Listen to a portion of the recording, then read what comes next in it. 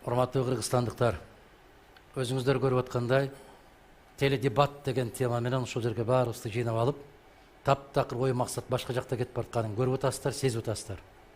Бул боюнча ачык пикирибизди айткан болсок, кээ бир билармандар, бул жерде коллегалар айткандай, ырылдап чыгып жазмакерлер мына ушундай деп айтып атат. Сындап атасыңар деп. А сындабай эмне кылышыбыз керек? Макташыбыз керекпи?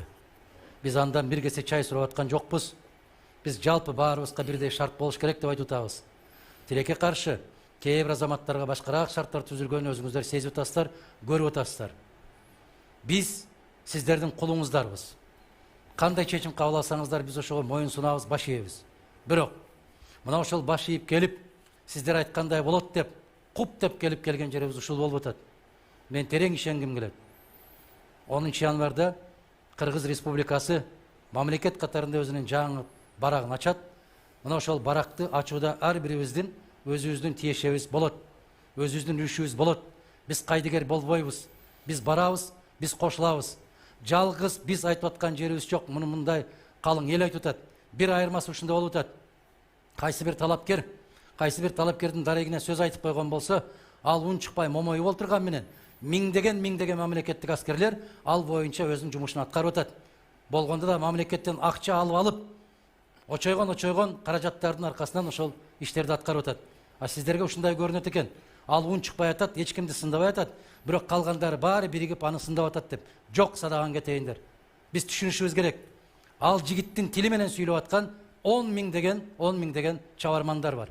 Кече ошол чабармандар, ошол биримдик деп, мекеним Кыргызстан деп, ар бир айылды түрөк кыдырып, ар бириңиздерди коркутуп жүргөн күндөр болгон. Элестетиңиздер, эстеңиздер. Ошондо да биз айтканбыз.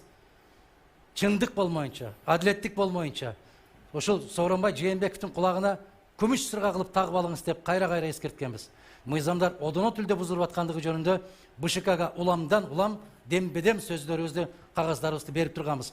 Бардык нерсеге көз жумуп, кайдыгерлик болуп койгондун кесепетинен 5 октябрь болуп келди.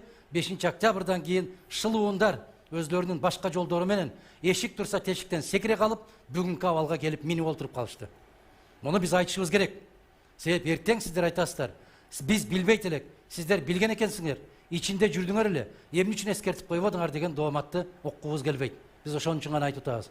Эми касиеттүү Кыргызстандын калкы. Ар бир нерсе өзүбүздүн колубузда. Бактылуу болгубуз келеби? Келиңиз. Бололу. Себеп биздин бактыбызды башка эч ким биздин колубузга карматып бербейт. Эчен жылдардан бери айтып келем мен. Бактылуу болгусу келген эл гана бактылуу боло алат. Өз бактысы үчүн күрөшкөн эл гана бактылуу боло алат. Эгер биз күрөшпөсөк, башка бир инсандар келип бизди бактылуу кылып коет десек, андан терең жаңылышабыз. Кечээ да ушундай болуп, удургуп барып, добуш берген партиялардын бүгүн жыты да жок. Алар чапанды башкача кийип, бүгүн башка талапкердин аркасынан чуркап жүрүп атканын өзүңүздөр көрүп атасыздар. Биз айтпасак ким айтат? Мен жасабасам ким жасайт? Ар бирибиздин тагдырыбыз өзүбүздүн колубузда. Ошондуктан кандайдыр бир ачуу сөздөр айтылып кеткен болсо, мен кечирим сурайм, жеке. Бирок кайсы бир инсандын керт башына эмес, анын жасап аткан саясатына, анын жасап аткан ишине гана айтып атабыз биз. Кайдыгер болуп олтуруш колдон келет. Бардык нерсеге көздү жумуп коюп, койчу башкалардан кемминби дегендей кылып, иш аракеттерди жасап отуруп алсак да болот. Бирок биз өлкөбүздүн тагдырын ар кандай тобокелчиликке салып коюп, эртең балдарыбыздын алдында, неберелерибиздин алдында эмне деп жооп беребиз? Мына ушул коркунуч бар. Жараткандын алдына барганда арамдыкты көрүп туруп, эмне үчүн колуң менен токтотподуң?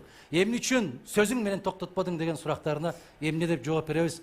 Мына ушул коркунуч сезимдерден улам гана ушул сөздөрдү ачуу айтууга мажбур болуп атабыз, күрөшүүгө мажбур болуп атабыз. Себеп өлкө биздики, жер биздики, эл биздики, жоопкерчилигибиз, ат көтөргүс өтө оор.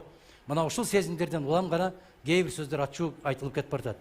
Тандаңыздар, талдаңыздар, таразага салыңыздар. Өз көңүлүңүздөргө кимдер жакса, ошону тандап алыңыздар. Бирок бир гана нерсе, кайдыгер болуп үйдө жатып калбаңыздар. Кудай кааласа келечегибиз бир, ал келечекти сиздер менен бирге жасайбыз деген үмүтүм бар. Жараткан ошол күндөрдө дайым сиздер менен чогуу болгонду насип эткен болсун. Рахмат.